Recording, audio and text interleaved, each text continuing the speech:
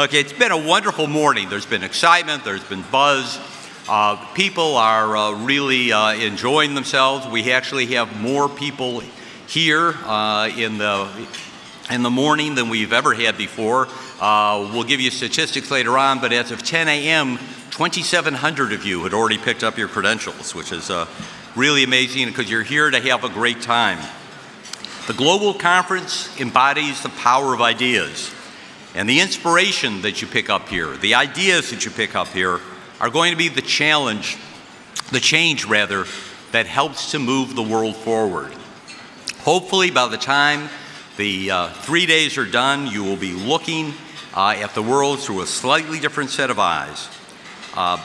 You're going to see that we have this year a special focus on issues relevant to women and girls. You'll see that reflected in the topics we address, the faces around you, and also the commitment in my letter that's in the new Milken Institute Review, that's in your conference bags, but also in the op-ed in today's Wall Street Journal by our chairman, Mike Milken, and Bloomberg's chairman, Peter Grauer. We set a very ambitious goal for us, given where we started from, of having approximately 30% women speakers this year, and I'm delighted to say that we made it. And our percentage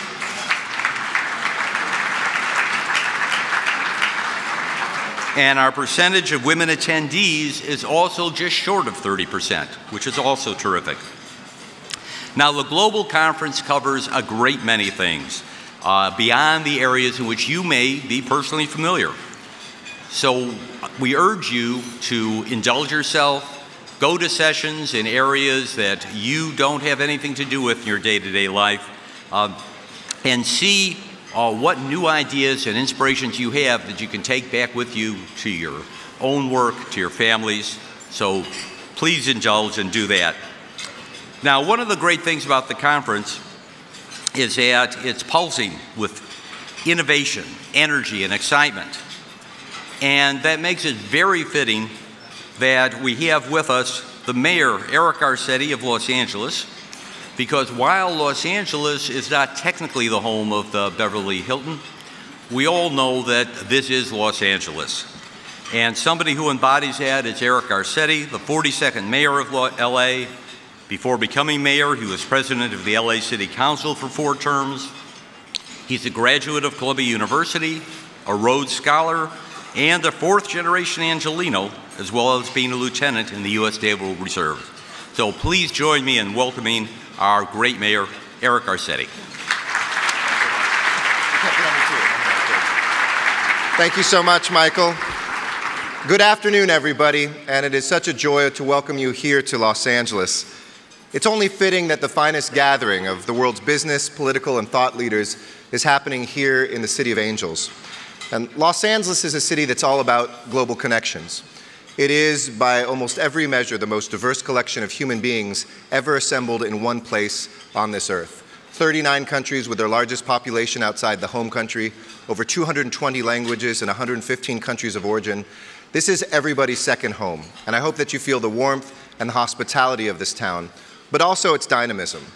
We see this incredible connection here of the world, a place that can argue that we're the northern capital of Latin America, the eastern capital of the Pacific Rim, and the western capital of the United States. Combine that with our sunshine. If we didn't have a city here, we'd probably have to build one. But luckily, there is a Los Angeles, a place that you can enjoy in this time while you're here, America's most global city, and a vision of the world as it is today. And I think that though about global connections, we're about much more than just sunshine and our diversity. This is a city that is leading the way in terms of global thought and innovation. And the Milken Conference is the embodiment of that. Some solutions to our greatest challenges are being born right here in LA. Take in the medical field, where researchers working with stem cells are finding cures to blindness, to even AIDS and to heart disease. Take our space program, where companies like SpaceX are redefining public-private partnerships. Take our port, where companies like Cargomatic are using the same technology used by Uber to connect containers with truck drivers and to get them out of the port and to redefine logistics.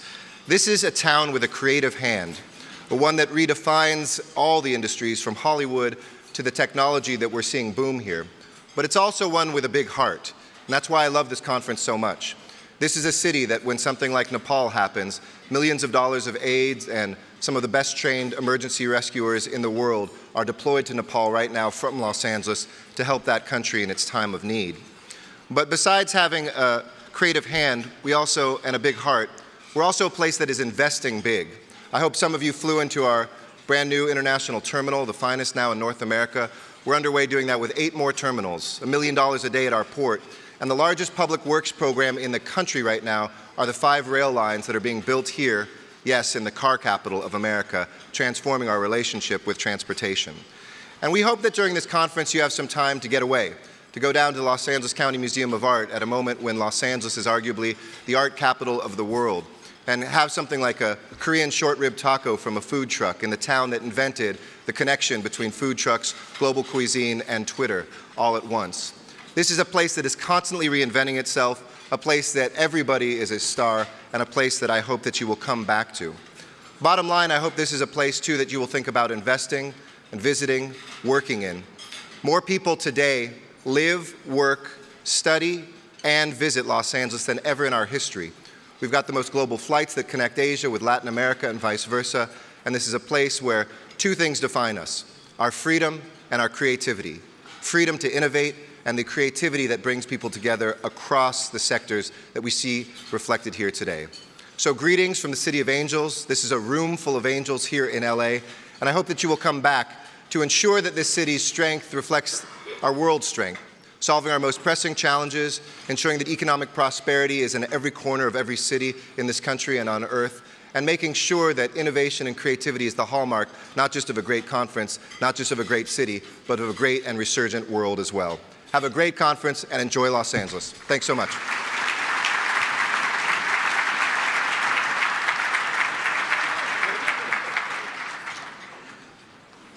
Thank you, Mayor Garcetti. Well, there are here more than 3,500 attendees who are going to be here at the conference. We wish we could accommodate more than that, but that's the maximum that we can hold here. And those 3,500 attendees represent 55 countries and 41 states. And in fact, our attendance this year from non-US attendees is up by over 20% from last year. Now we have for you slightly more than 700 panelists, and nearly 80% of those panelists are new this year from last. Now there will have been some speaker changes with this many panelists. As you might imagine, things happen to people. They're sometimes unable to attend at the last minute, and we've added some new speakers, but all of that will be announced at the panels that you attend, so you'll hear from them there. Now, I'm sure some of you have noticed panels do fill up quickly.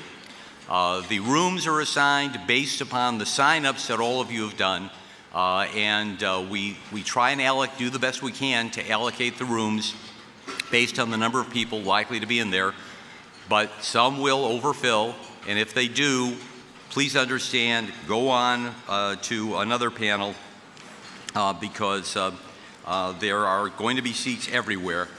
And if you can't see a panel, either because you couldn't get in or because you're unable to get into the 7 out of the 12 panels you'd like to attend at any time slot, you can view all of the panels online.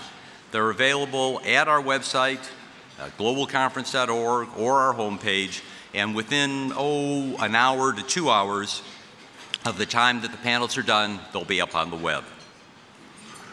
Now, in order to further enhance your global conference experience, for those of you who haven't, and 2/3 of you have, please download our app at MI Global. It has the program agenda, the speaker bios. For those of you who wanted to bring an extra attendee to carry the program because it was too heavy, you can see it all on the app. And it also will help you with social media experience, event notifications, new networking opportunities. So please download that app if you haven't. Now I'd like to take a moment to thank the hosts of some of the wonderful events that we held over the weekend.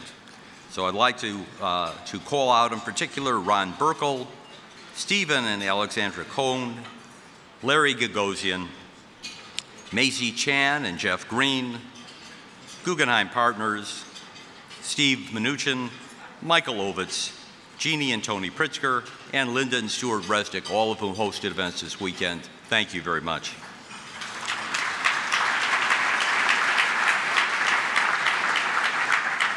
And again, a very special thank you to our underwriter, Guggenheim Partners.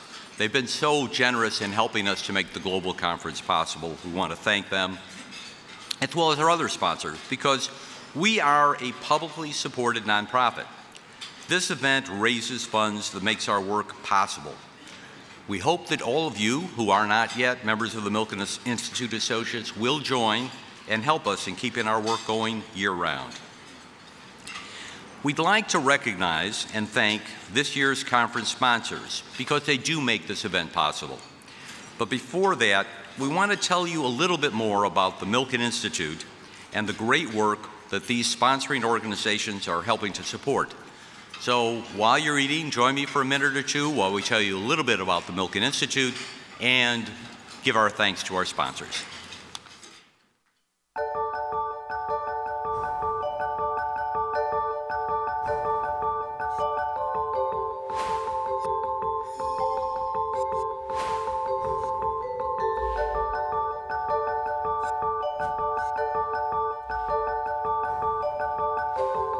We realize our mission every day through 8 centers, which produce independent, data-driven research, hold action-oriented meetings around the globe, and develop meaningful policy initiatives to affect change. Our Washington, D.C.-based Center for Financial Markets steers the policy debate away from ideology and towards practical solutions. Asia is the growth story of today. The Milken Institute Asia Center, based in Singapore, is building new relationships across sectors and around the region. FasterCures works on research, process, and policy, public policy solutions to the challenges in medical research. We do this throughout the year through events like Partnering for Cures, our TRAIN network, and our public policy work in Washington, D.C. The Milken Institute produces research of very high quality, ideas intended to be put to use by policymakers in every country in this world. The Best Cities for Successful Aging, I think, is a publication that is helpful for anybody who is concerned about how do I live my best life as I age. The 2014 report ranks 352 metros across the United States for a series of characteristics that really represent the kind of city that we would all want to live in. We publish year-round research. We work with centers to come up with their agenda, and then the agenda in action is really the convenings that we do, and I think that's what the Institute is best known for. The conferences, the invitation-only summits, or at our flagship event, which is our global conference here in LA every year. Be prepared to be amazed. Jam-packed rooms, fast-paced exchanges, big ideas. You can turn to your left and there's a former British Prime Minister. You turn to your right and there's one of the Fortune 500 CEOs. If we live in an interdependent world, we ought to be struggling for shared prosperity and shared responsibility. Remember, what works are creative networks of cooperation. The Milken Institute's networks, our community, our events, and our centers that are now on multiple continents really have truly transformed us into a global organization. We have come a long way. When our founder was still in college, he developed a formula. It states that prosperity is a result of the interaction of human capital, social capital, and financial capital. That formula is what guides us. It's our DNA. It always has been, and it always will be.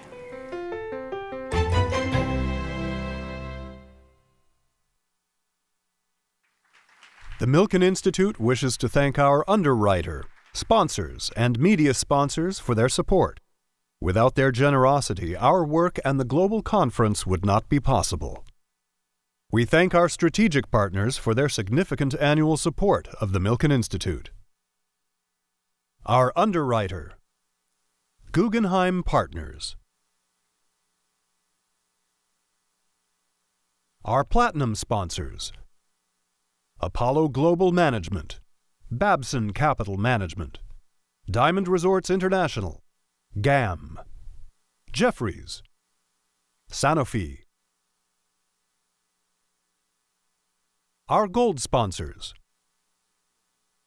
AR Capital, RCS Capital, Beach Point, BlackBerry, Bombardier, Canyon Partners, Chevron, Citadel, Citi, Credit Suisse, Golden Tree Asset Management, Principal Financial Group, Providence Equity Benefit Street Partners, Schenkman Capital, Toyota.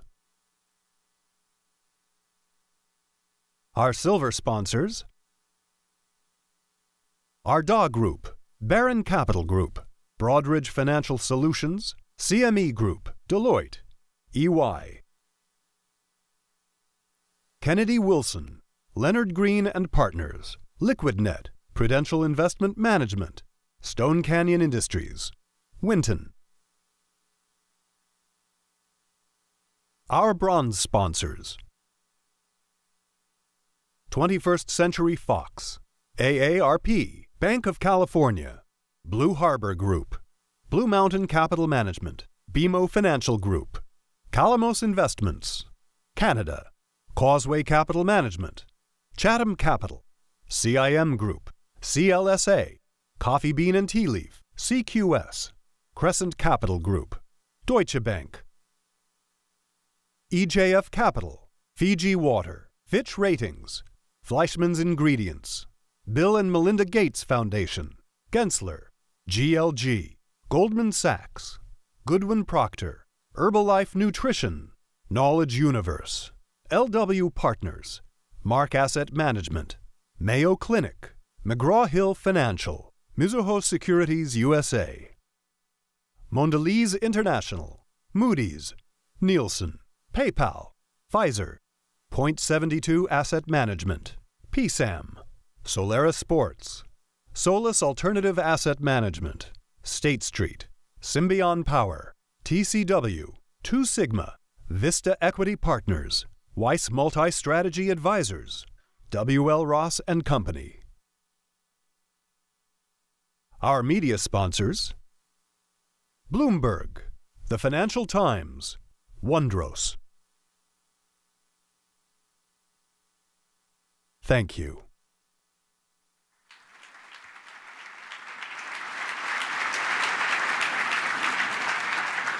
Thank you. Now, as I told you, this, of course, is going to be an exciting time for you. You're going to be overwhelmed with the stimulation. Most of you have been here all morning, been to different panels. Already your minds are reeling. They're going to be even more so by the end of the day. So we want to give you a little something at the end of the day to help you relax.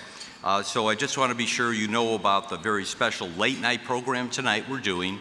It's at 9 o'clock. It'll be in the Beverly Hills Ballroom. We're going to have David Foster and some surprise guests taking the stage for a wonderful evening of musical entertainment. But at the beginning of the evening, we're also going to have a very special program, a conversation between Mike Milken and legendary director and producer John Landis. And to give you a very brief taste of this, let me just show you a little excerpt from when Mike and John had a little conversation in connection with our London Summit. So why don't we roll that? When I did Thriller with Michael Jackson, Michael knew everybody. And the only time in my life I was ever been speechless, I mean literally at a loss for words, was about 3 in the morning one night. We're in downtown LA in Vernon, which was a dangerous gang area. Michael's assistant says, "John, Mike would like to see you." And I go, "Okay, tell him I'll be 15 minutes. And do you know what Winnebagos, those trailers, you step up into them. So I knocked on the door, knock, knock, Michael, and I stepped up into it, and as I come into it, Michael goes, "John, do you know Mrs. Onassis?" So I was like, I was really dumbstruck. It was like, what the fuck is Jackie Kennedy doing? I mean, it was like, it was amazing. So, gives you a little taste of what you have in store for you tonight, 9 o'clock in the Beverly Hills Ballroom. It will fill up, so please get there at 9 if you can, if you'd like to come, and we hope you'll join us for that. Okay, for those of you who have been to the conference before, and that's a great many of you, you know that we can't start the conference without a quiz question. To get you going, and to create dissension at your table as you disagree about the answers. So as we started last year, we've eliminated the voting devices, the formal ones, because what you have now as a voting device is in your pocket or your purse. It's your cell phone. So we usually tell you turn it off, do keep it on vibrate, but get it out for this. Because when you see the list of possible answers, you'll see next to each one a number code. Now you choose your answer and you text that code to 22333. It's that easy. Very simple. Even I can do it, which means it really is easy, okay? All right, so now we're gonna give you a question. We'll give you a little bit of time for you to discuss among yourselves. For those of you who are in the pavilion in the Beverly Hills Ballroom, this applies to you as well. Take out your phones. You can argue with your neighbors about what the right answer is. And here's the question. Okay, you're about to hear insights from 3 former U.S. Treasury Secretaries. The first person to hold that job, Alexander Hamilton, said all of the following quotes except which one? A, power over a man's subsistence is power over his will. And if that's the right answer you think, it's GC 15-1A. B, great necessities call out great virtues. And that's GC 15-1B. You notice a certain symmetry here to the way these are numbered. C, learn to think continentally, which is GC 15-1C. D, those who stand for nothing fall for everything, GC 15-1D. And finally, E, it's not tyranny we desire, it's a just, limited federal government, GC 15-1E. Again, send the answer to 22333. I'm going to give you a minute more as more of these answers are coming in.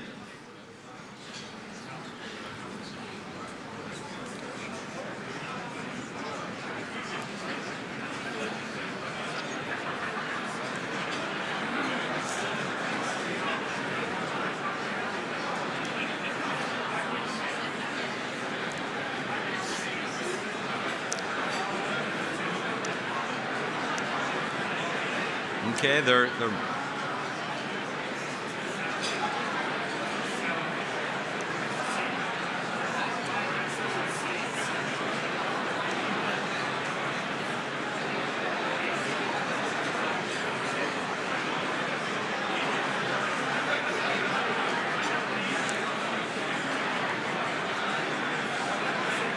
all right, it looks like we have, now there's some more votes coming in. Give you another second or two.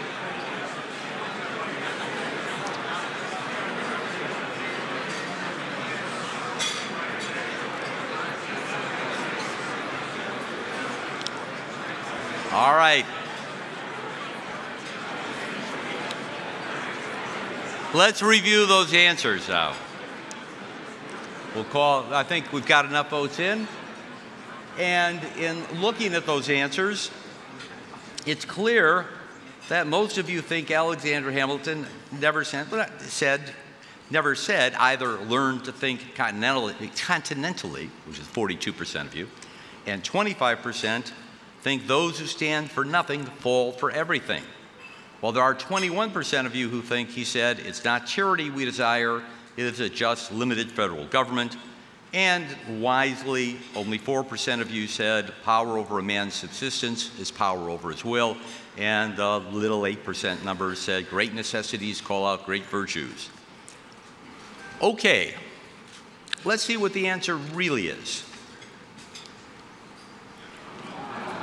All right, that answer, great necessities call out great virtues, was actually by Abigail Adams, who wrote that in a letter to her son, John Quincy Adams.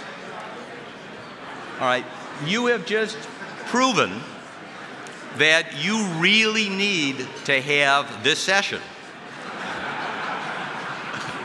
So, to give you whatever to help you now to be able to keep that gray matter a little more stimulated so that by the time we get to a question tonight, you'll actually be able to answer it properly. Let's start our luncheon panel on the global economy. And we're delighted and honored to have a truly exceptional moderator for this wonderful group of former U.S. Treasury Secretaries. Sheryl Sandberg, the Chief Operating Officer of Facebook, founder of LeanIn.org, a global community committed to empowering women to achieve their ambitions, the author of the bestseller Lean In, Women, Work, and the Will to Lead, and before her role at Facebook, Sheryl was the Vice President of Global Online Sales and Operations at Google. We are delighted to have her, to have our panelists, and you're in for a very enjoyable hour. So here they are. Sheryl, all yours. Thank you. Thank you. I'm delighted to be here. Great to have a chance to moderate this panel of three such extraordinary men. And there are so many wonderful things to say about all three of them, both professionally and personally. But there's one really surprising thing about them, which is they're not on Facebook. And so I have taken the liberty of helping them today. And it's my way of introductions. I hope. No product placement. Here we go. Our first panelist today is Bob Rubin. Bob Rubin was the 70th Secretary of the Treasury, served under President Clinton, the first NEC director the country ever had. Before that, he was co-chairman of Goldman Sachs, and now he serves as co-chairman of the Council on Foreign Relations and one of the founders of the Hamilton Project. Please join me in welcoming Bob. Thank you.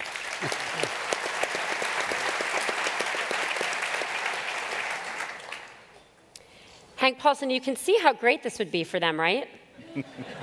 Hank Paulson, 74th Secretary of the United States Treasury, served under President Bush. Before that, also CEO of Goldman Sachs. He now chairs the Paulson Institute at the University of Chicago, which is a think and do tank. I like that language. And he has a new book out called Dealing with China, which just hit number 3 on the New York Times bestseller list for its debut placement. Thank you.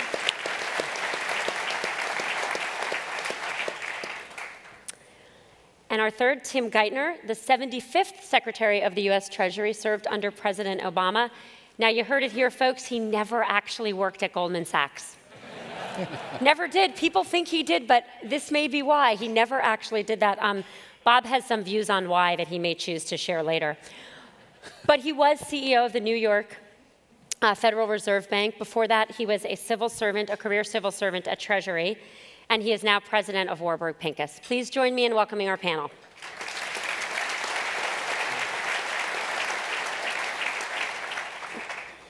So we're sitting here with 3 of the most experienced economic minds and decision makers, and that's a great honor for all of us. And we might as well start then with the economic outlook.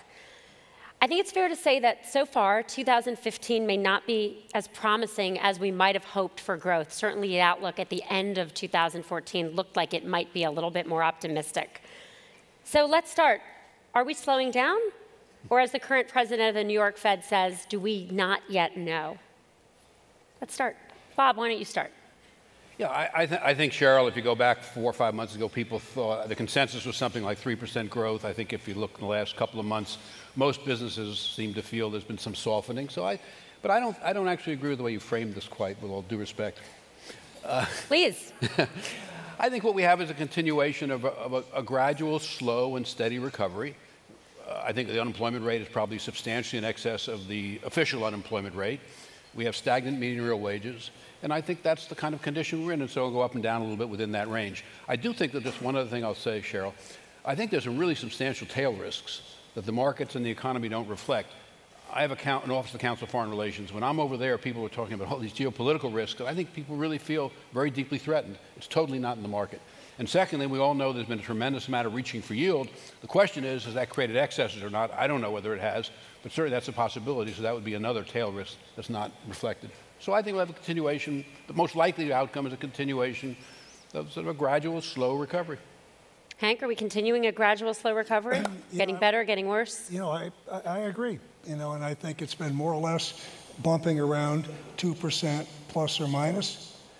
I happen to think the global slowdown, the slowdown in investment, strengthening dollar, probably provide more of a headwind than we get from the boost in the decline in oil prices. But again, I would echo what Bob says. I think there's some significant risks. But the good news is we've been more or less growing since 2%. Since the third quarter of 2009. We're a bright spot in the global economy. Housing prices are rising. We're not growing fast enough, and too many people are being left behind. Tim, economic outlook? Well, it's worth noting that none of us really know anything about the future, and we certainly don't know anything about how economies perform in the short term, even over the long run. And we live in a messy, dark, scary, uncertain world. But I think the economy is. But that said, what was that? A scary, dark, uncertain world? Yeah. I mean, that is the normal state of mankind. It's sort of sad to admit it, but it's true. But I think in that context, though, I do think the U.S. is gradually getting slightly stronger. Less dark, slightly less scary. Stronger. And we're a lucky country, very resilient country, and I think a much stronger country than any other major economy. And if you look at the challenges we face as a country, they're pretty stark challenges, and our politics are terrible. But I think you'd rather have our challenges than the challenges of really, certainly any developed economy, and I think any major emerging market economy around the world. So when you think about where we are, dark, where was it? Dark? Messy, scary, dark, uncertain. Or a continuation of a slow economic growth that's happened since 2009. How do you think about job creation? Do you feel that our economy continues to create jobs at the rate it possibly can? Is there something we should be doing to jumpstart it, make it less dark and scary, messy? Well, we're creating jobs and gradually getting closer to the point, although we're not there yet. I think Bob's right, not at the point yet where we're fully using the tremendous human capital of this country. But we're getting closer, and we just need a longer period of growth above potential for that to happen. And we're still growing fast enough, even at this moderate pace, to gradually bring all those talented people back in the labor force where they can be used more productively. So you feel that we're on the right path? I think it's. I don't ever want to say that. you never want to look too optimistic. But don't worry. I feel like it's. Raise your hand. Raise your hand if you're worried Tim is too optimistic. Go ahead. Anyone? All right, you're safe there. Keep going. But yeah, there's a lot. You got pessimism covered. Yeah. And of course, there's a lot of things we could be doing. Of course there is. I mean, if you could look at the American political system today and say that we're operating at the frontier of what's possible in terms of policy, no one believes that. There's no plausible way you can say that. So we're operating so far short of the frontier in terms of public policy that marginal improvements in closing that gap would have really high returns. Job creation. Are we doing enough? Will this slow and steady recovery give us enough job creation, or does something else need to be done? I feel very strongly about that. I feel we're not growing fast enough, and the income disparity is a huge issue. And I think that the only solution to this, and there's no easy solution, are fundamental changes. That the world is changing quicker than our policies are changing, and we need the kinds of policies that will let us have a competitive economy going forward. I agree with Tim that we're a bright spot and we've got less challenges than any other major country. But as I look at the secular changes I see, and look at what's happening as a result of the digital revolution and technology, globalization, I think we need, fundamentally different policies to grow quicker. We need a new tax system. We need entitlement reform. We need immigration reform. These are not easy things, but it's going to take our political system working better. So on the one hand, I am pleased with where we are now relative to where we were, but the kinds of changes I think to to drive us forward are going to take fundamental reform. Job creation. Yeah, I guess I'd say two things, Cheryl, three things. One is I do think, as I said in my first comment, I think the unemployment rate may well be substantially in excess of the official rate. I agree with something Hank said. If we had effective policy today, I think it could make a very substantial difference in the short run, and I think it's absolutely critical for the long run. We have and I think this is in my opinion, the fundamental challenge for the future of our country, and that is reestablishing effective government today. It's a totally dysfunctional Congress, a total unwillingness to compromise across political and policy divides, and yet that's the only way our democracy can work. I'd add one more thing, if I may, Cheryl. Not necessarily looking at the moment, but looking out over time. I think the world that you're so much part of, which is the world of new technologies and artificial intelligence and all the rest of this, it creates very real questions about what will pressures be on wage. On the one hand, it's a tremendously constructive force in terms of productivity and growth. And on the other hand, it may turn out to be highly labor displacing with respect to what are conventional middle-income jobs. And we could have a whole session just on how does one respond to that from a policy point of view. But I think it's a really serious longer-term issue for the country. Yeah, so let's follow up on a bunch of the different things we were. Let's start with income inequality. Okay. You're going to say, yes, please. So income inequality, this is something I think we've all thought about. You know, I was working on that topic when I was still at Goldman Sachs. And in which direction? Were you working on increasing it? Yeah, make it wider.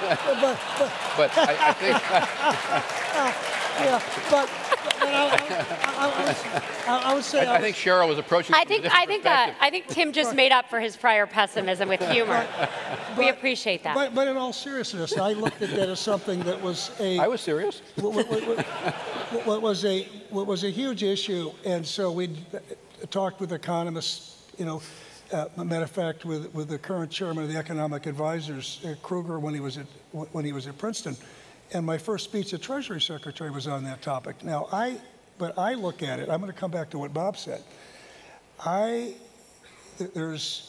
Of course, there's big debate in terms of what the driver is, and globalization is a force. But I think that what's going on right now with technology and the digital revolution is huge. I think it is the biggest economic trend in the world today, by far.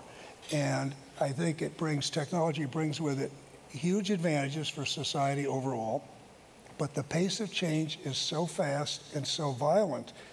And as I look at industry after industry, whether it's engineering, architecture, law, business, you see the middle being carved out. Anything that can be routinized is being routinized. So it's sort of a winner take all. And so, you know, you've got to ask yourself and say, you know, I have a belief that this is progress. You can't turn back the clock. Most of the new technologies I see are really much more about productivity, and I don't see them creating more new jobs than they're eliminating, but I'm sure there will be some. And so I think the key question is not, gee, is this happening? I think the key question is, what do you do about it? And there, you know, I'm not going to practice without a license and talk about training and education and so on, but I do believe the kinds of economic reforms I was talking about earlier will make a difference and help deal with the problem. But basically, and this is not just a U.S. problem. It's hard to think of a country that doesn't have it. So it's a global problem, and I don't think our democracies are going to work the way we need them to work if we don't deal with it. And it's just too easy for politicians to be populist and to look for scapegoats as opposed to dealing with a real problem. So the two issues come together, right? The dysfunction that Bob talked about in ability to create policy that Tim mentioned. It's not possible to look at the situation and say, we are very well placed to handle serious economic challenges. Technological changes. What is possible to do? Or let me ask the question two ways. One, if you could pass the right policies, what would they be? And then two, what can we do? This is an amazing group of people of a lot of influence in a lot of industries. What can people do to create the political environment which would get us to the right policies? Tim, what are the right policies, and then how would we get there? Well, it's not, you know, these aren't challenges we're going to solve in one. In the next 46 minutes? No, I mean, there's no like simple, compelling, clean, easy set of things to these things. These are challenges for a generation or more, and they're going to take a long war. It'll be like the forever war in economic policy in this. But I think you need to have a period where you have stronger economic growth relative to potential. It's hard to do much on these things without growth. It's very, very important to recognize at the beginning that fundamentally these outcomes for the low-income worker or even the median worker are hugely dependent on how fast we're able to grow. And part of this depends on our ability just to do a better job as a country at delivering the type of public goods only governments can deliver. And education is going to be fundamental to that. And of course, we know that that's a complicated, hard thing to do. So I would say, at the start, you have to recognize that designing policy to try to create more rapid growth, infrastructure is a good example of things that have good high returns in terms of growth and good high returns in terms of they're more employment intensive, and just trying to focus on some basic things that improve our capacity to equip people with the skills they need to compete in this world. That's a very hard thing to do, but again, we're not close to the frontier of what's possible in those areas, and I would focus on those things. Bob? Yeah, I'd give you two answers to two parts of it, Cheryl. I do think, and I've said this before, I think the fundamental challenge for our country is having effective government. And I think you, as part of it, I'm not going to get invited to the next panel after I say what I'm about to say, but I think the social media plays an enormous role in public opinion.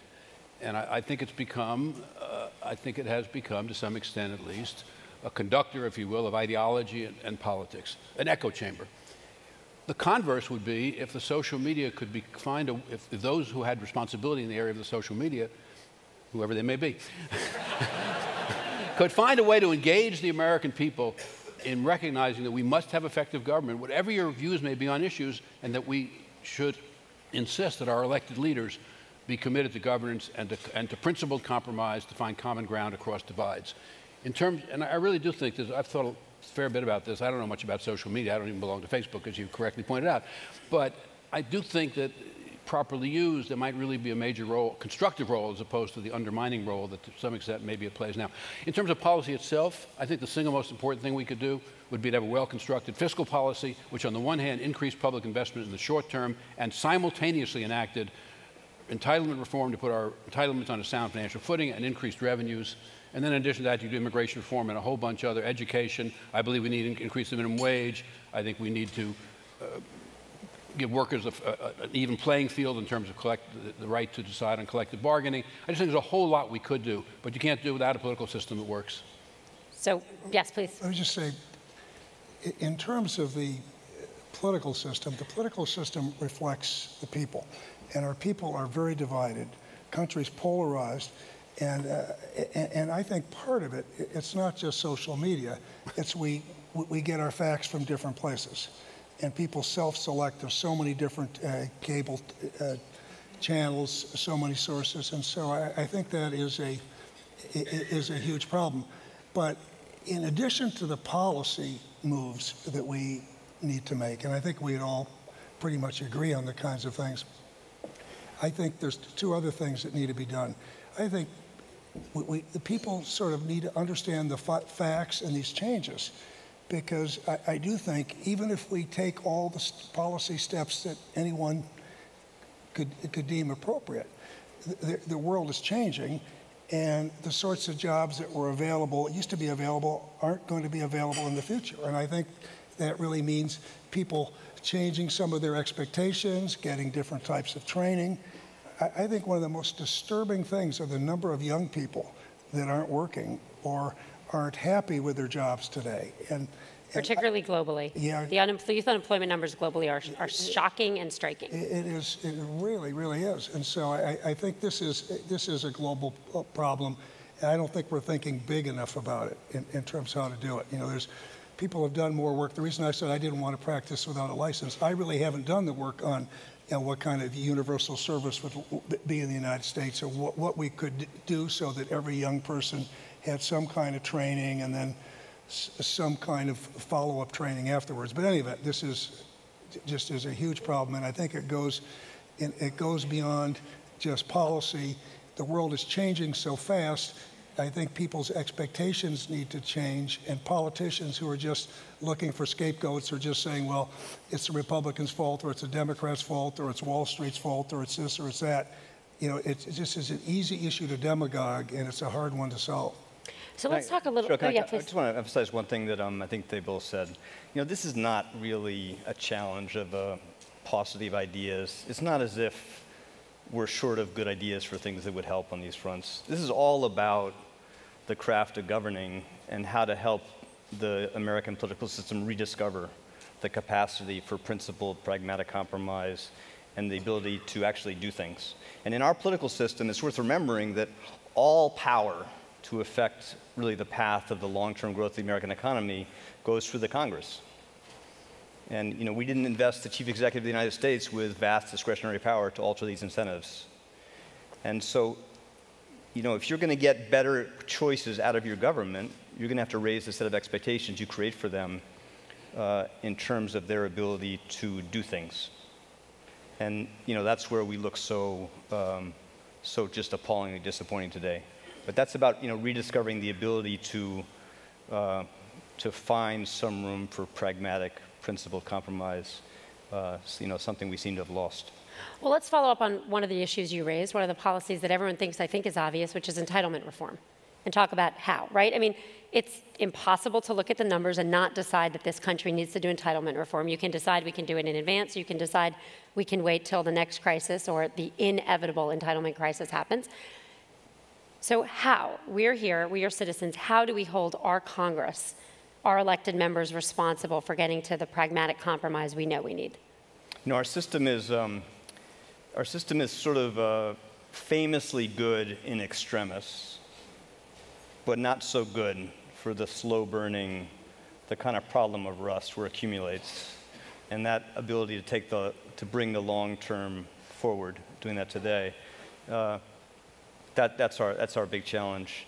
But you know, there's no way around it except to try to force people to confront those basic choices ahead, to recognize these things are unsustainable and unaffordable today, and it'll be easier to adjust to that new reality in entitlements if you start now. You don't defer it.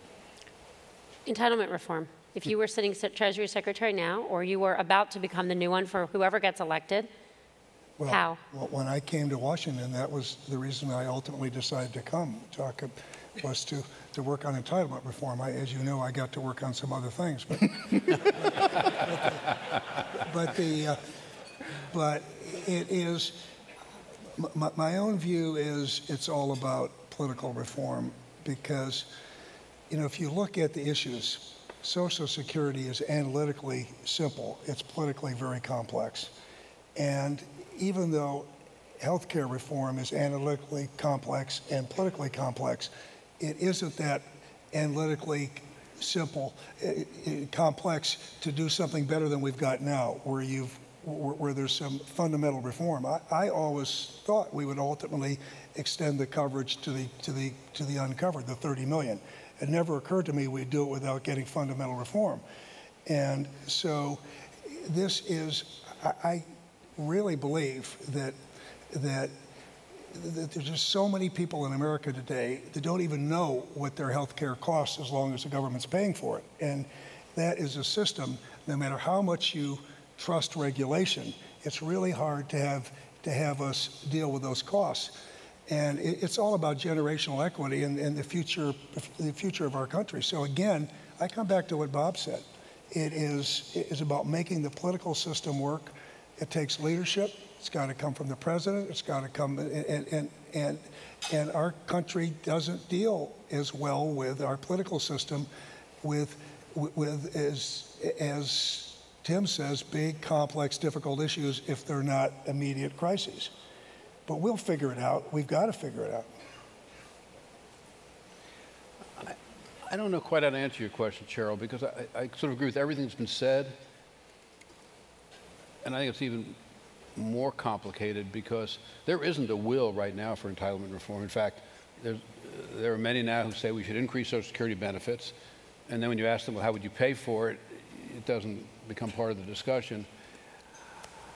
I think that as Hank said, if you could reform the healthcare system in such a way as to give us a healthcare as a percentage of GDP comparable to other countries, there'd be enormous savings to the federal government. But I think it comes back to making the political system work. And I'll come back to what I said before. I know I'm just repeating myself, but there's somebody who runs a very large think tank in Washington who had the idea of he and I going to somebody, which we did actually, and asked him to put up $500 million of his own money. It was his money, not ours, so it was easy to ask him.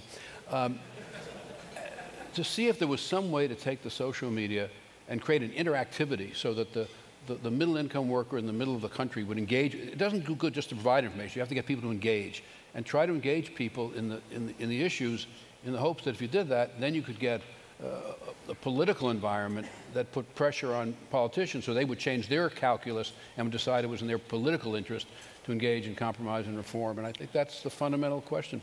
So when we think about the economic, the political environment we're operating in, it obviously poses huge challenges for seriousness of policy and execution domestically. But it's also challenging, I think, the United States' position in the global economic world. And it's a particularly interesting time to talk about that with the creation of the Asian Infrastructure Investment Bank, which I think when many of us were growing up and in the position the United States had in the global economy, it was kind of unthinkable, if you look back a certain number of years, that this could have gotten created against the wishes of the United States without the United States joining. Interesting article Jonathan Weissman wrote in the New York Times at the time of the IMF World Bank meetings 2 weeks ago. The United States government is so bitterly divided that it is on the verge of ceding the global economic stage it built at the end of World War II and has largely directed ever since. He then went on to quote the chief economic advisor to the government of India, talking about the US, who said, "It's almost handing over legitimacy to the rising powers, not so much by intent, but as a result of dysfunction and a lack of resources to project economic power the way it once did. Because of tight budgets and competing financial demands, the United States is less able to maintain its economic power, and because of political infighting, to the point that's made on this panel, it's been unable to formally share it either." So the question is, what is really happening for US in terms of maintaining global economic leadership? Is it really changing? And what, if anything, should the United States done? Does this matter? Does the United States economic leadership position, is it changing fundamentally? And will that matter? Well, I do think we're at this point where, if you talk to people who run businesses around the world or invest around the world, there's a point where there is really a fair amount of confidence in the relative position of the American economy today. I really believe that. On the other hand, that exists with deep concern about what our political system has done for the capacity of the United States to support things like you referred to. And I think it's important to recognize that with this profound erosion of support in both parties, both the Republican Party and the Democratic Party, for the types of institutions globally and the types of foreign policies, international economic policies that were so central to the prosperity of the US and the world in the many decades after World War II, with the deep erosion and support for those things, it is very, very hard for us to play that role. We have nothing like the freedom of maneuver in terms of resources, although we're a rich country, to deploy resources because Congress has to approve all that stuff. And the profound erosion in support for trade in both parties has made it much harder for us to credibly negotiate and deliver these things. And I think these things have very real costs. I think a lot of Americans tend to look at the world and say, maybe China is a deep threat to our economic interests, our security interests, or there's some other power out there that's somehow going to erode our relative position. I think it's important for Americans to understand that we're still a master of our fate in those things. And the biggest risks to our economic outcomes in the US and the biggest risks to our relative position in the world are about Washington, our politics in Washington. And unless you can relax those constraints and try to rebuild that consensus, we will suffer a damaging and severe erosion in our capacity around the world to be a source of not just stability, but fairness, rules of the game, basic security for people. So it is eroding and it matters. It does matter, although, again, it's not like this is beyond us now. It's not beyond the point of no return. Still, in a relative sense, we're still the best source of trusted, respected, relatively neutral views on how to make the world work better in that sense. But ideas aren't enough. You have to be a source of ideas, but you have to be able to deliver. Unless we rediscover that capacity to deliver, the U.S. behind those things will suffer a meaningful erosion. Could I add one thing? Yes, Sure. please. It's sort of something Tim said, but said maybe just slightly differently. I'd rather invest in the United States than any other country in the world. We have tremendous comparative advantages when you look at the dynamism of our society, our flexible labor and capital markets, the rule of law, our demographics compared to China and Europe, and so vast natural resources and so much else. The problem is, as now we've all said now multiple times, is we've got to get our policy house in order for that, our political system to work. But I think we can continue to play a major role in global economic and geopolitical matters for a long, long time to come, hopefully in partnership with China, not in opposition to China. But it does come back to this question of getting our house in order. And I think the world needs America to be America again. Why? Because, Cheryl, without the United States, there is take geopolitical issues, for example. There really is nobody to play the role that the United States has played geopolitically for many, many decades now.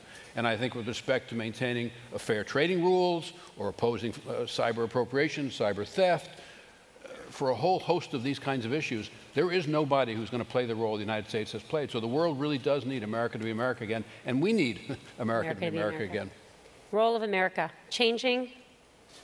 It's changing, but I tell you, anybody that's writing us off, and neither of my friends up here, even the darkness over here didn't write us off, are doing that because, as Tim said, we are by far the strongest economy, biggest economy in the world, and I don't see anyone out there that is going to overtake us as the predominant force in the world if we fix our problems and if we lead by example. And so it's sure the political system makes it difficult for us to do this today, but I think the sort of thing we need to do to show leadership is, first, as everyone said, correct, have our own economy perform well, because who wants to follow, we have to be a good example, okay? And so it starts with what we do at home. And then secondly, showing leadership, economic leadership abroad. And take China as an example. Now, China got many more problems than we have to deal with. And so you can, as I've said over and over again, you can make as big a mistake exaggerating, overemphasizing China's strength as you can underestimating their potential. But they are engaged, and so they're building trade linkages all around the world, investment linkages. Now, we are better positioned to do that than the Chinese are. And we are better. And we can't be successful with 4% of the world's population if we're not looking to do business with the other 96%. And so, and I tend to be an optimist. Like, we've got to get the TPP done, Trans-Pacific Partnership. That would be huge to get that done. It'll also be huge if we don't, having said that we're going to get it done. So it's important in terms of being able to deliver on what we say and in terms of what it means to our economic strength. There's plenty that we can do. And and I'll tell you, this is not going to be a world that any of us are going to want to live in, even if we weren't living in the United States, if the United States doesn't continue to be a leader economically. So again, I just don't think there's a lot that can be done internationally without passing legislation. And to me, this is just being able to look beyond domestic politics, and because domestic politics never favors foreign investment. Domestic politics tends to be, or the popular opinion is nervous about foreign trade, nervous about foreign investment. But these are very, very beneficial, and it just takes, I think it's going to take strong leadership. But anyway, I think we all agree, so we're talking to ourselves. We could have a great... And Michael Froman, who was Bob's chief of staff at Treasury, is in charge of the TPP legislation. To me, he's just such a terrific bright spot. I mean, he's just going at it all the time, working on the bilateral investment treaty with China, with the TPP, with the European deal. And he's making progress, and fingers crossed, he'll get it done. we'll get Trade Promotion Authority, and we'll get that done. If we get it done, we get a few wins. It's amazing how people will start looking at things differently. That's right. So let's go to China, because if you're talking about the global economic environment, and your book, obviously brand new, I'm reading it, others should, it's fantastic. It is interesting both from a business side and a geopolitical side, and is incredibly well written. So congratulations. China is likely to surpass the United States as the world's largest economy. China is our biggest foreign creditor, owning over $1 trillion of Washington debt. How do you think the American people should be approaching the China-U.S. relationship? How do you think that relationship is changing, and what advice do you have for the right kind of engagement in China? Read my book. No, seriously. Or at least buy it. I think. Or at least buy it. That was Tim's joke. I don't want to take credit. That was good. But in all seriousness, I wrote the book, Cheryl, because I think this is. Well, there's an opportunity. It's by far our most important bilateral relationship. So China has emerged as a formidable competitor, in addition to a partner, as we all know. And the relationship is much more complicated, given that they are more assertive now in foreign policy and given some of their economic success. But the way I look at it is it's very much in our interest to find those areas where we have a common interest. And there's many areas where we have a shared interest, and we're not going to make real headway globally unless we find ways to work with China. If we're looking at climate change and the environmental issues, I don't know how we solve them unless we're working with China. When you're looking at sustaining global economic growth, if we work in complementary ways, much easier, and our problems, economic problems, become easier to solve. If you're looking at stability, or global stability and peace, denuclearization, all easier if we're working with China. So as I see the world today, that it's more important than ever that we get important, tangible things done so both publics can see the value of the relationship, and that we don't let the competition devolve into debilitating competition. Competition isn't bad. We shouldn't be afraid of competition. China is using their trade and investment linkages to help achieve their economic and their national security ends. We can do likewise. And we need to be strategic about the way in which we're dealing with China. So again, I'm repeating what both Bob and Tim have said. If we aren't where we would like to be 20, 30 years from now, it's not going to be because China's the threat. It's going to be because we didn't fix our own problems. And in terms of, our borrowing from China, that we're a creditor to China. I get asked that question all the time. Aren't you concerned that the Chinese own so much of our debt? And I said, no, what I'm concerned is we have so much debt. That's my concern, because let me tell you, the Chinese are doing what's in their interest. That the money they've invested in our debt is a much bigger percentage of their foreign exchange reserves than it is of our debt. And if you're a Chinese investor, would you rather own a euro or a yen? I mean, give me a break. But I think what we need to do is to expand the investment linkages. That's why I'm so much for the bilateral investment treaty, because I believe that direct investment, Chinese investment in the U.S. that creates jobs, is a very strong linkage between our two countries. And I think the bilateral investment treaty will also help Chinese reformers open up big parts of their economy to competition from the private sector and from U.S. companies, which would be good. The last thing I would say, which I think people that have been reading the newspapers know, is we all know that economic growth in China is slowing. So we know that. What maybe less people have focused on is, just as we have these fundamental structural economic issues, they do. Their model, which had worked well for a long time, is running out of gas. They have some flawed policies that need to be fixed.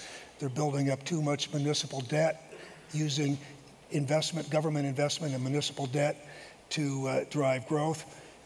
So they need to fix those problems, and I think that's going to be very important to them and to all of us in terms of how they deal with those. China, anything to add? Too much fear, not enough cooperation? Other thoughts? I think probably Hank has said it reasonably well. Probably. Probably. All right. So let's talk about women. Can I just say one thing? Yeah, no, let's talk about China. One thing in praise of Hank. It's a very simple thing, but in these kind of questions, whether it was China or if you think about just come back to this basic craft of governing, a huge part of what matters is the ability to put yourself in the shoes of your counterpart, try to look at the world through their eyes, try to understand what is important to them, what is necessary, what do they fear, what do they hope for, and unless you're able to do that and make the effort to do that, you have no ability, no plausible chance of trying to negotiate something effectively in this context. And I think, Hank, you demonstrated, how high the return is in that kind of investment because you worked so hard over a long period of time to build trust with a bunch of people who were, no offense, unlikely to trust you as a capitalist from Goldman Sachs. I mean, you worked very hard to build that basis of trust, and I think that's fundamental to much of what's necessary. I'd add one more thing, if I may. I'm just thinking about Hank and I have written an article together. It'll come out the end of May on the United States-China relationship at The Atlantic magazine.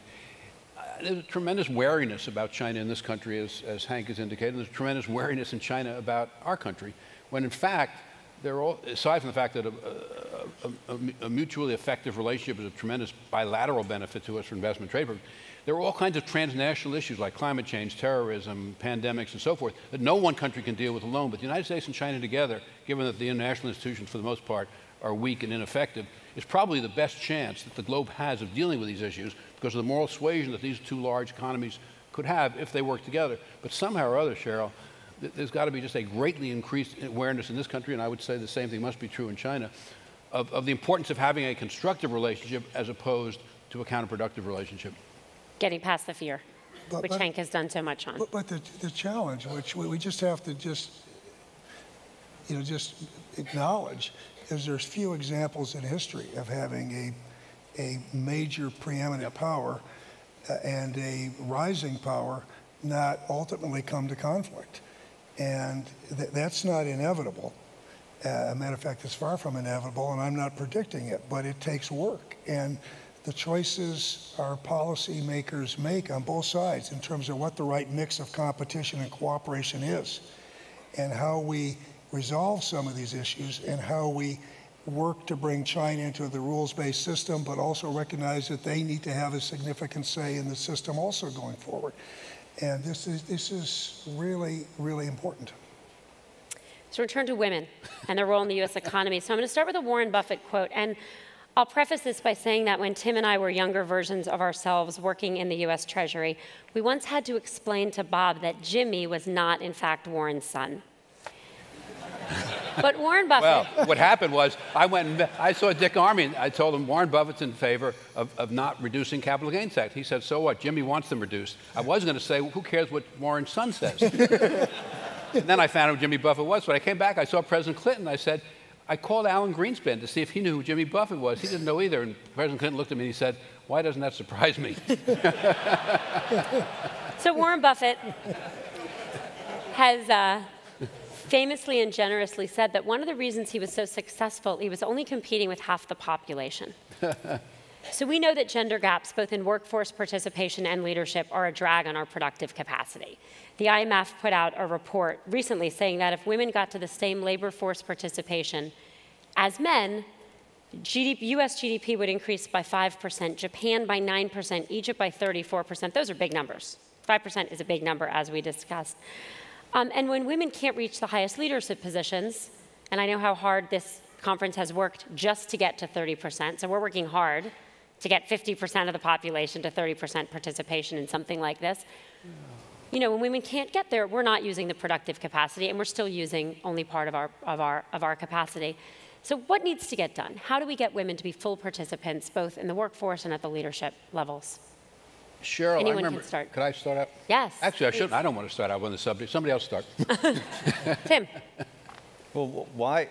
We should ask you this. I mean, really, why would I'm we have, asking the why would we have credibility relative to you? If we have to hire more women. If he had the answer, he would have written the book. Right? We have to hire more women. We have to promote more women. We have to pay them more fairly. It can't be rocket science. Yet, yeah, that's right. Well, Yet very hard to do. but very hard. Very hard to do. Like a lot of the other questions we had, right? We know we need entitlement reform. We know we need. Hank, what should we do? Yeah, what do you think is important on women? If someone had benefited by working with strong women throughout my career, and at the Paulson Institute, our executive directors are women, and most of the senior people are women, and I thought about it a lot. I think it's a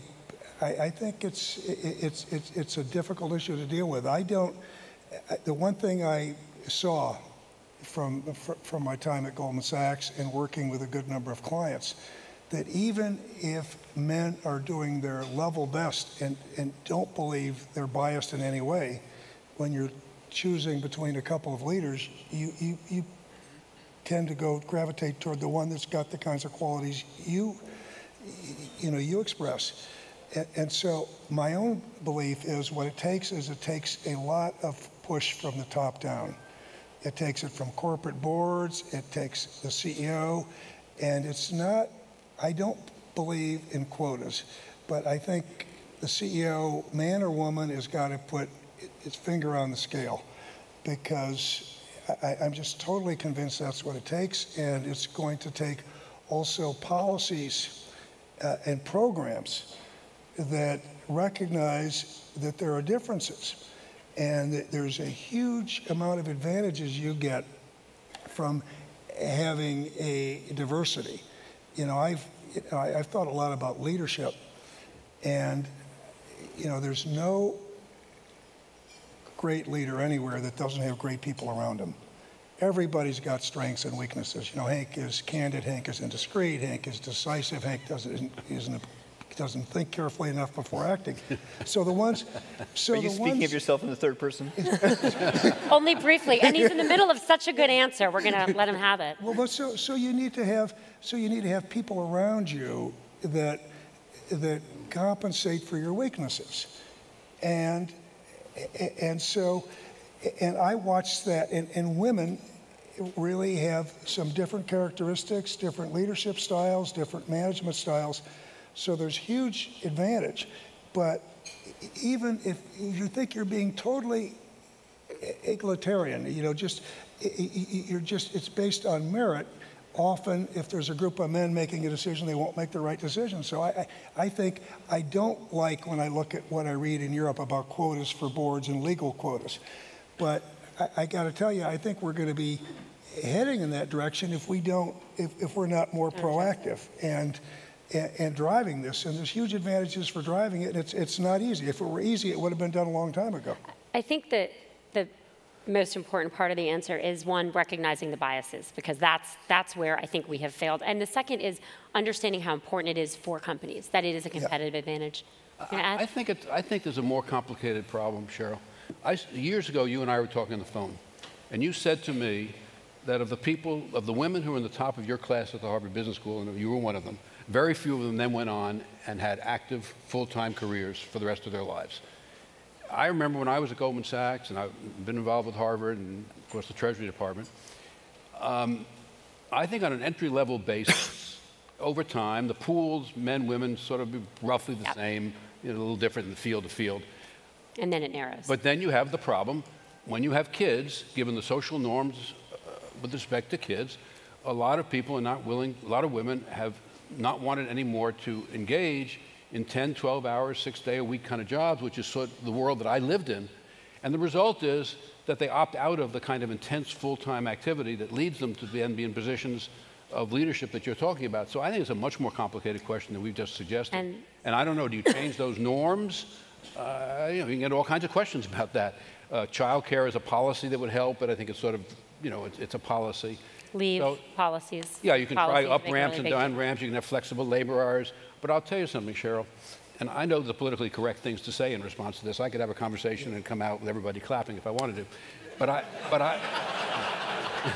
But I think it's very complicated, and I've lived through the up ramp, down ramp. You have flexible labor hours, but the client wants you on the phone at 11 o'clock at night. So I think it's easy to say these things, and I think it's very, very hard to do. I think there is immense advantage to a society in having women fully engaged in the workforce, but I think it's far more difficult than we're making it out to be. Now, in countries away from the United States, you have cultural issues, you have legal issues, you have all kinds of other issues that go way beyond the issues that we face. And yet many do better than we do. Hey, Bob, I just would just say one thing, because everything Bob said I agree with. We've all lived it, okay?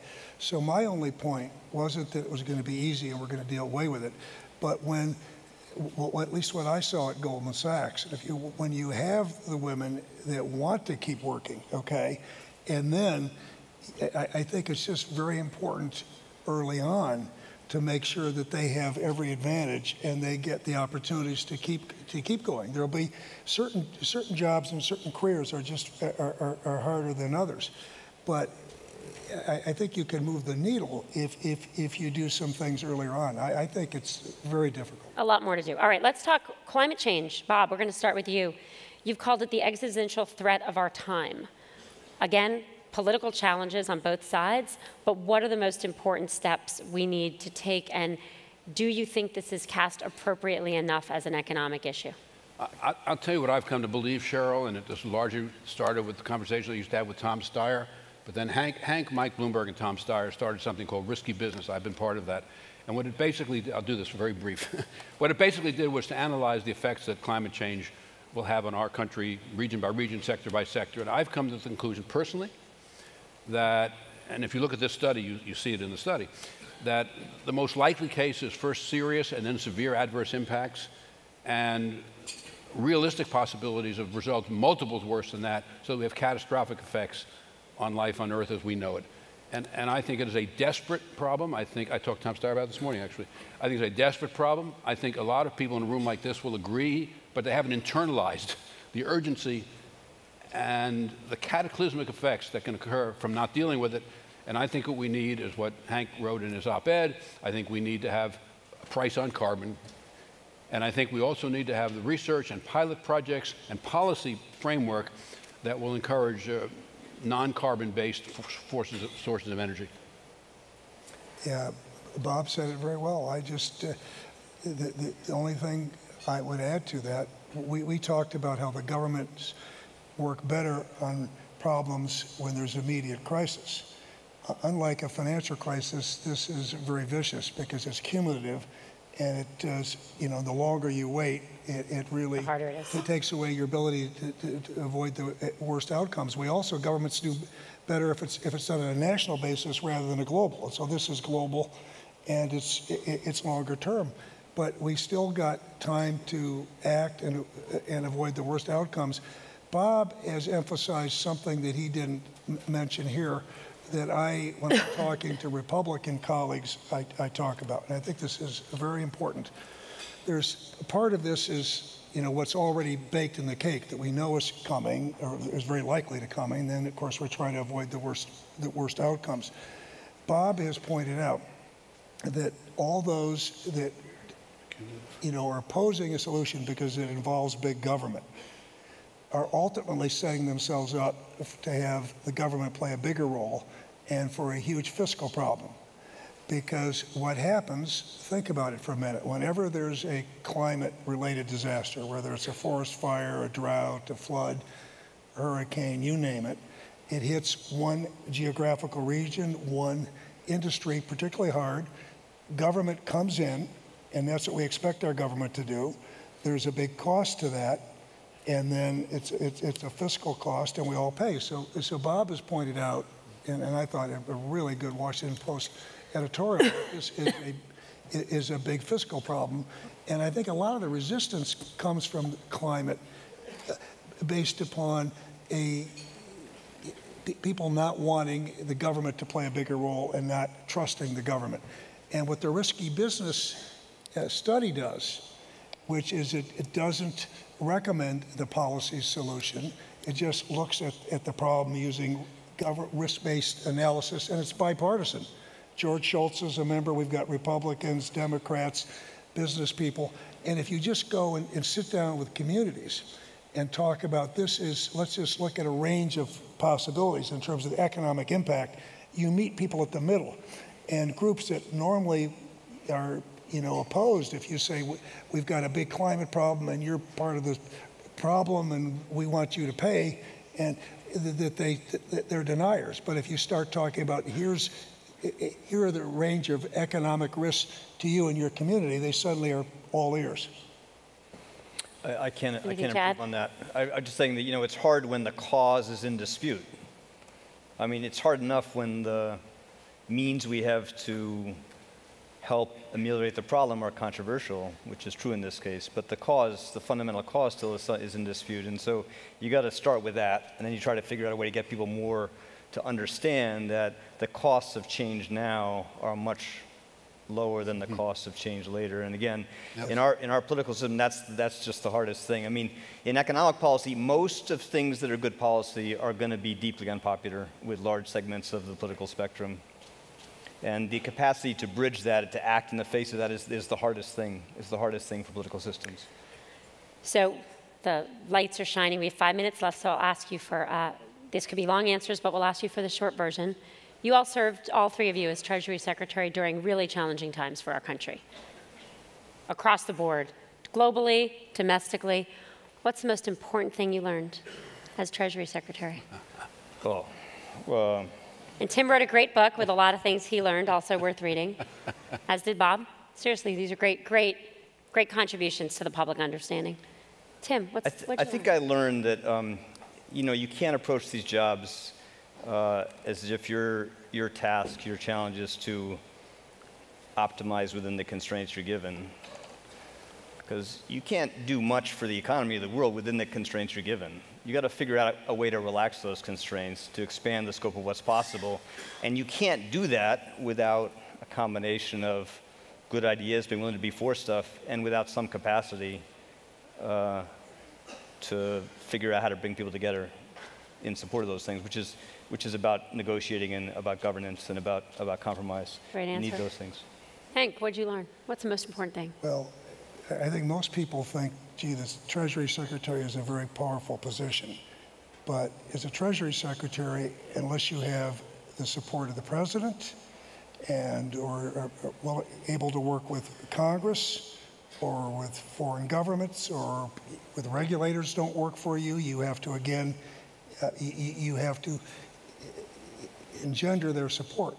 And so the thing that I learned was that it takes maybe the same skill set as in business, but a very different mindset. You have to be willing to listen. You have to be willing to compromise.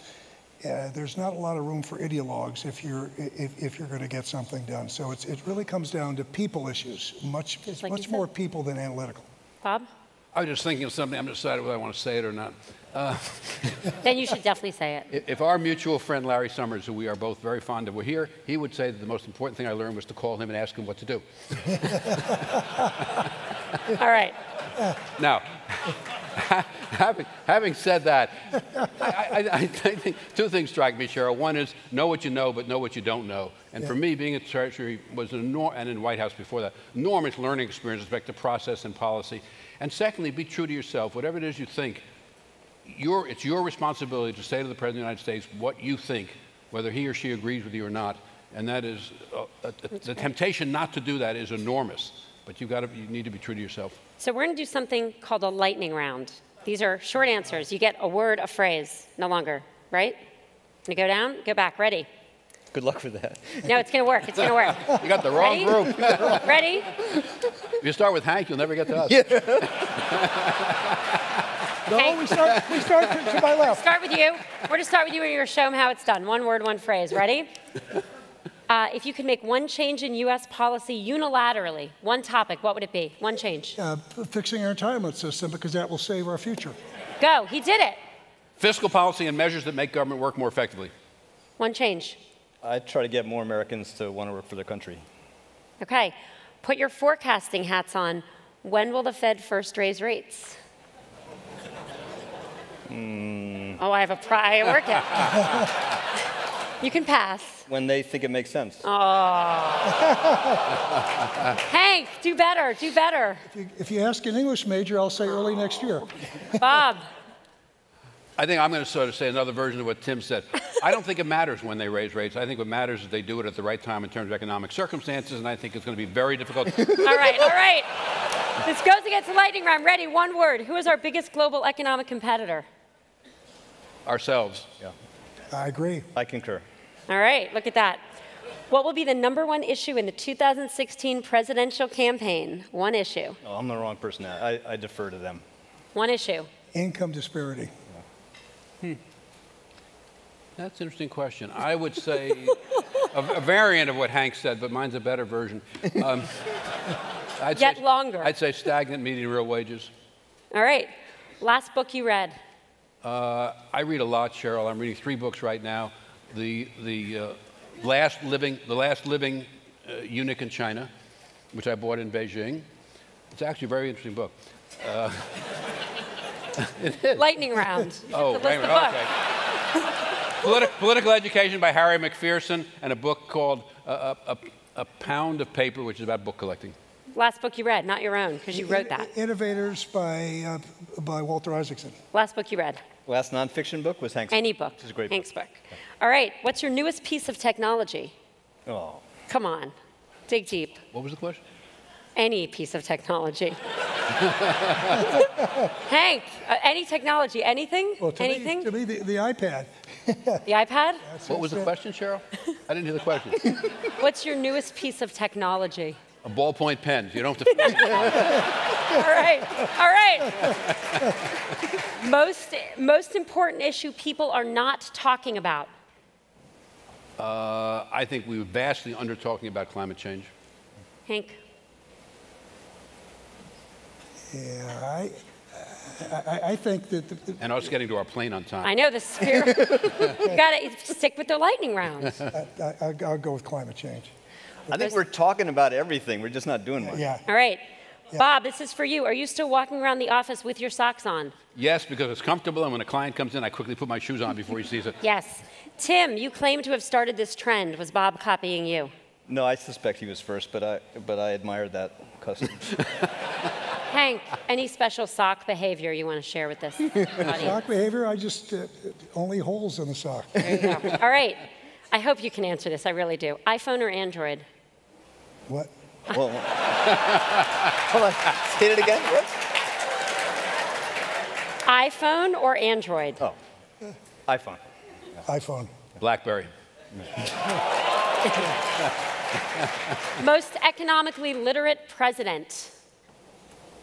Well, I only knew a few presidents, but I think President Clinton was massively illiterate.